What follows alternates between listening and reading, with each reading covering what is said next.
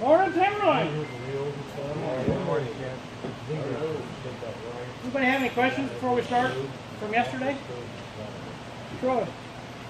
What are we clocking in on while we do this? We need to get a new thing in there for continuous improvement or something. I meant to do that and I forgot. But thanks for reminding me. Anything else? Okay.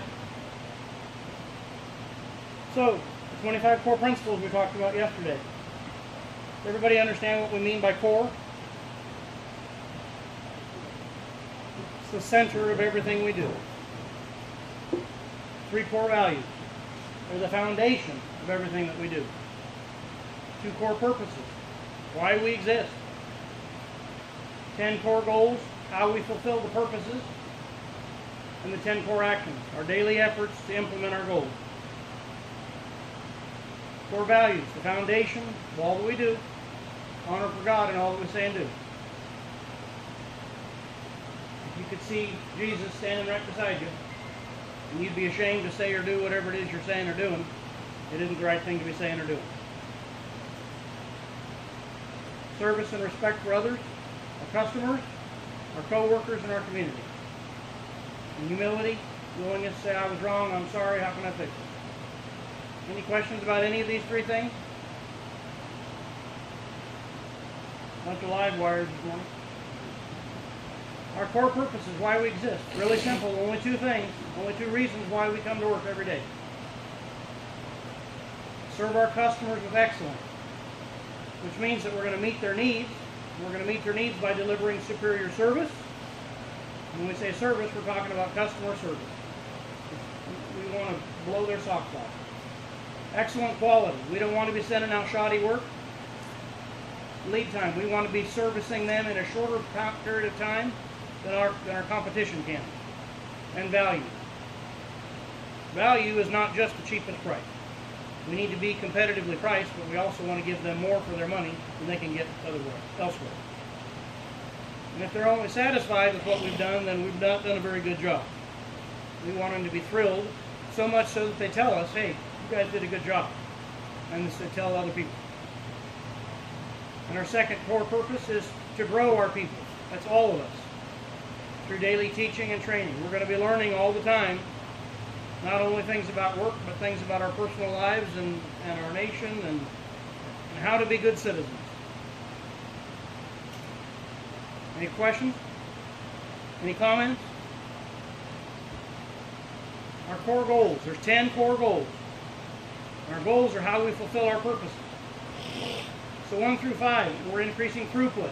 Anybody remember what throughput was? The amount of products going through. Yes.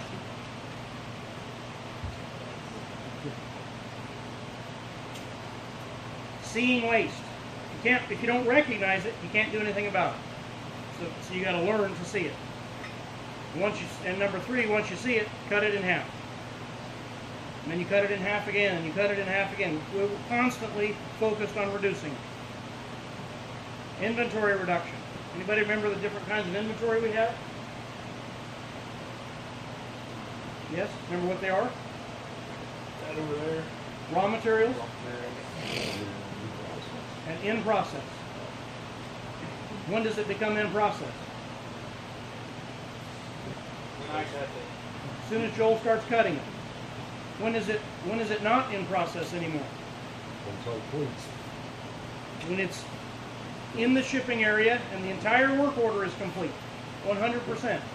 We're missing a drawer front or a scribe or a piece of trim or we got something damaged, it's not complete. It's still work in process. So when we talk about reducing our lead time and our work in process inventory, and we want to get it from 3 or 4 days down to 1 day, till it's 100% complete, it doesn't count. That's why when we get over here to this area, we need to be focusing on immediately identifying the things that are stragglers that we don't have, so that by the time we are done building it, everything is now complete. That goes back to our increasing our throughput. If those things are sitting out there and hanging on and we're still not done, We're not increasing the amount of work that we're pushing through. So we need to get it complete as soon as possible. Number 5, faster, simpler, and safer. Always improving the quality of everything we do. We can't go faster or simpler or safer if it reduces our quality. We can't go faster and simpler and improving the quality if it makes it less safe. All 4 of those things need to be considered. Safety has got to be the top priority. Anything that reduces safety, not interested in. Faster really is not the most important thing. It's nice to make things take less time than what they currently are, but they need to be simpler. If we make it more complicated, then that's not a good solution. And if it reduces quality in any way, shape, or form, then we're not interested. So it has to be quality, it's got to be safe, it needs to be simple, and if we gain speed out of it, that's a bonus. Any questions about those 5? So 6 through 10, continuous improvement. We're never going to be done fixing and making better. Even if we fix something 4 times, it doesn't mean that we can't adjust it and improve it 4 more times, or 10 more times. Daily learning. The daily learning starts in our daily meeting. It's where we're going to be learning about a whole bunch of stuff, but we also want to be learning continuously through the day, through evaluating what we're doing and how we can do it better. Number 8, this is really important. Leave everything better than we found it. When you go to a workstation, when you leave that workstation, it needs to be in better shape than when you got there. When you go to the bathroom, it needs to be in better shape than when you got there. If we operate with that mentality, then everybody's life gets better and easier. That needs to be our number 1 focus, making everything better than we found it. And that applies everywhere you go in life. Making the next person successful. Instead of focusing on how can I get my job done the fastest and get this out of my face, we need to take the time that's necessary so that the next person that's in line doesn't have to deal with a bunch of stuff. We don't want to be handing stuff off to Eric and finish, and he's got to go fix it and patch it and repair it. All that does is slow him down. We don't want to be just passing through stuff to assembly and say, oh, they'll fix it and they'll deal with it. And if there's anything that you can change in the way that you're doing what you're doing that will make it easier for the next person, that's what we need to be thinking about. So for example, when Mark builds corner fillers over here, he's over here pre-drilling holes to run screws into them. And I saw him doing that the other day, and I said, well, that's a waste of his time drilling holes. Any hole that needs to be drilled ever, that's on a recurring basis, it's not a custom one-time thing, needs to be done in that CNC router. So here's an example of these little cubby things that are, I think, for that bank job. There's a bazillion holes, and he's drilling them all by hand and laying them out. Total waste of time. So that comes back to you, Mikey, making the next guy's job easier. You need to be making assembly's job as easy as possible. So if you find yourself drilling holes repeatedly over and over again for the same application, it's your responsibility to bring it to Jason's attention. Start thinking, man, if I didn't have to do this, my job would be easier. It's all about making your job easier. It's not about working harder. It's not about making you guys sweat more or making you work faster. It's about making your life easier. We are all process engineers. That is your job title, every single person here. Whether you work in the office or whether you work in the shop. Your job is to improve the process that you're a part of. Any questions or comments? Okay? So these are the actions. These are our daily efforts, what we're going to do every single day that allows us to implement our goals, things that we just talked about. Daily 3S, sweeping, sorting, and standardizing. So what's the sweeping portion of that? Excuse me? Cleaning up your area. Above and beyond the normal cleaning that you do every day, every time you're done with a task, you clean up around yourself. You're done ripping stuff on the saw, you clean up the sawdust on the floor. You're done drilling holes and you made a mess on the floor, you clean up the sawdust. That's what we always do every day. That doesn't change. This is above and beyond that. So this is wiping the dust off of the Ganomat, and wiping the grease off of your machine, and getting the cobwebs out of the corner, and It's above and beyond. What's the sorting part? Getting all your tools ready for that next task that you're on. Prepping yourself before you're ready to start. Yes, but most importantly, it's getting rid of everything that we don't need. I guarantee that every single person here in their workstation has got something that they don't need. Brent may be the exception. He's a pretty squared away dude. But most of us have got tons of stuff that we don't need on a regular basis. Why does Mark point at me when you say that? I'm not even going to go there. I had several comments yesterday about fixing what bugs me. What if it's Jeremy? Sorry, can't help you there. I don't know if we want to argue with it, but I use everything in my area at this point. If you don't use it on a regular basis, it needs to be out of there. Standardize. Anybody remember what standardize is?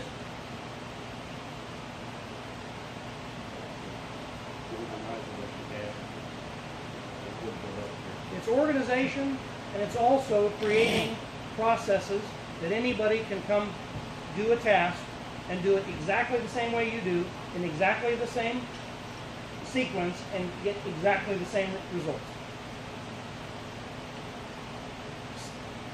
Unless it requires some special skill or training, which there are a few tasks that do, generally speaking, we should be able to take anybody to any task, and within 5 minutes of training them, following step by step some process and procedure that's documented and written down, it allows anybody to do that job very quickly. So standardization is what allows us to get repeatable results. Number 2, daily 2-second improvement. Anybody remember what that is?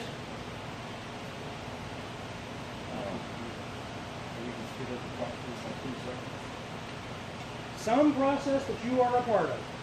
Save yourself 2 seconds a day. It's so simple that anybody can do it. You're going to save a lot more than 2 seconds on a lot of improvements. But we're making it, we're setting the bar so low that anybody can get over it. So the expectation is that everybody does it every single day. Inspecting the expectation is that we're going to come around in that 30 minutes of time from 7:15 to 7:45 when you've got 30 minutes to work on improving. And we're going to say, okay, what are you improving? That's inspecting. And the reinforcing it is because we're coming around and we're checking, it's forcing you to do it. If I just say I want everybody to do a 2-second improvement, and then I don't inspect it and I don't create it, 2 weeks from now, no one will be doing it. It's just human nature. We do what we're checked on. Our daily meeting is going to be from 7:45 to 8 or 8:15, whatever it takes for us to get it done. And we're going to be talking about these kinds of things. We're not going to talk about every one of them every day. And we're going to pick one core action, and one core goal, and one core principle, and we're just going to talk about it and discuss it. Make sure that we're all on the same page. Burning this stuff into our brain. As well as talking about how many dollars we shipped yesterday, which is our throughput. That's how we'll be tracking that. What kind of mistakes we made yesterday. What kind of rework we did yesterday. Any problems that we're having. Anything that Jason needs to go over. Same thing we've been doing in daily meetings, plus a bunch more. Eliminating waste. Every time you see waste, you've got to think, okay, how can I reduce this? How can I make it better? Number 5, fixing what bugs you. 6 through 10, holding each other accountable. If we're not doing what we're supposed to be doing, we need to be letting each other know. It's not pointing fingers. It's not crawling down somebody's throat, saying, hey, you're supposed to be doing this, remember? Yeah, I remember. Well, you need to step up and do it. Or, no, I didn't remember, I forgot, I'm sorry. If there's a problem, go and look at it. Don't just stand somewhere else and talk about it. When you go and look at it, everything becomes clear and obvious. Asking why 5 times. Who can tell me why that's important or what that means?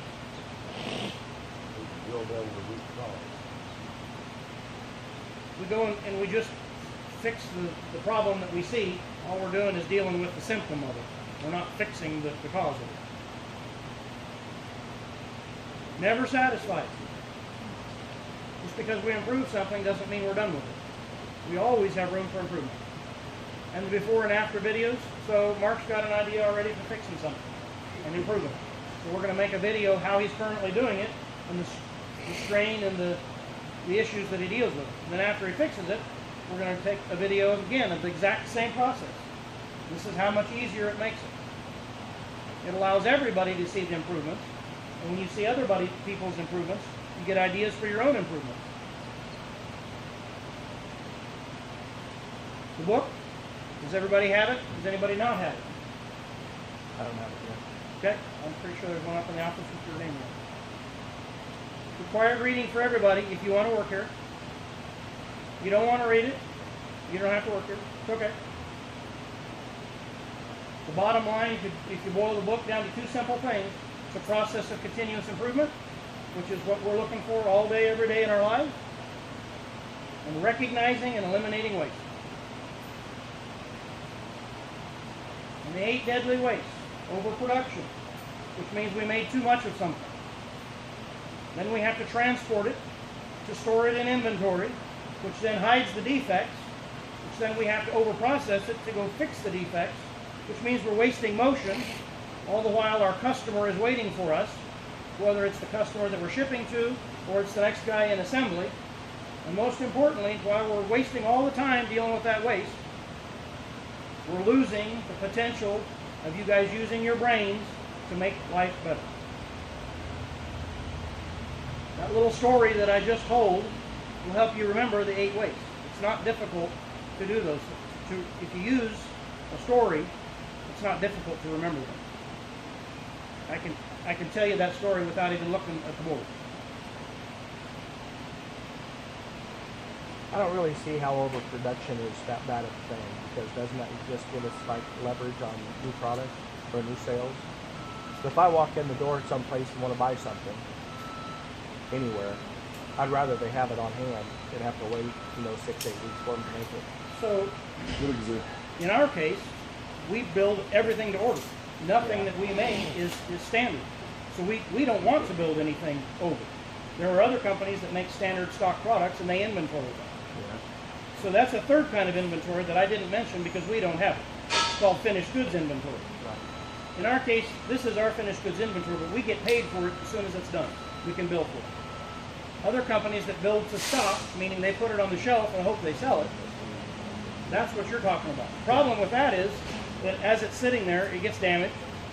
You're paying for all the labor and all the raw materials for it to sit in your warehouse. You're getting no return on it. Your investment is doing nothing for you. And pretty soon, everything becomes obsolete. There's nothing that doesn't become obsolete. So the more you have sitting in your warehouse, the bigger a chance it is to become obsolete. Maybe that color is not attractive anymore. Or that style isn't attractive anymore. Or they changed the size of the TV that goes in whatever cabinet you made. It doesn't fit anymore. So we only want, generally speaking, in manufacturing, you want to be making what you're selling as you're selling it. Right. It reduces your costs across the board. We don't have to deal with that so much because we only build to order. Whenever they order it, we engineer it and we build it. We have an advantage. Would we want to, though? What? Build standard products. Like this is just throwing it out on the table, but would we want to pursue something like the major chains, the major, like Lowe's, what's the other one? Home Depot? Because they've got standard stuff sitting on the shelf all If you day had long. a customer that wanted you to build a standard product, then you could do that. Now, generally speaking, those kinds of retailers that you're talking about, the products that they sell are not high quality, and they're at a very low price. And what we are set up to do is high quality and in a medium to high price. So for us to compete in that market would be almost impossible.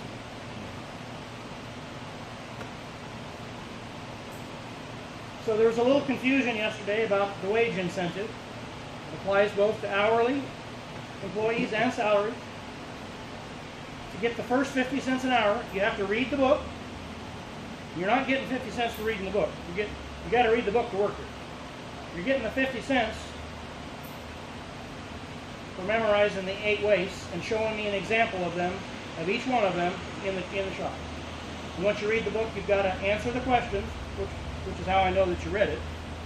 And on that page that has the questions, there are videos, links to videos. You need to watch the videos. So, when you do those things, you get the 50 cents an hour or the $1,000 a year. The second part of the incentive is to memorize the 25 principles, which gets you another 50 cents an hour or $1,000 a year if you're salaried. It took me 2 weeks to memorize the 25 principles. And it took me about 2 days to memorize the 8 weights. And if you use the little story that I told, which we're going to tell every day, that's easy. Any questions about that?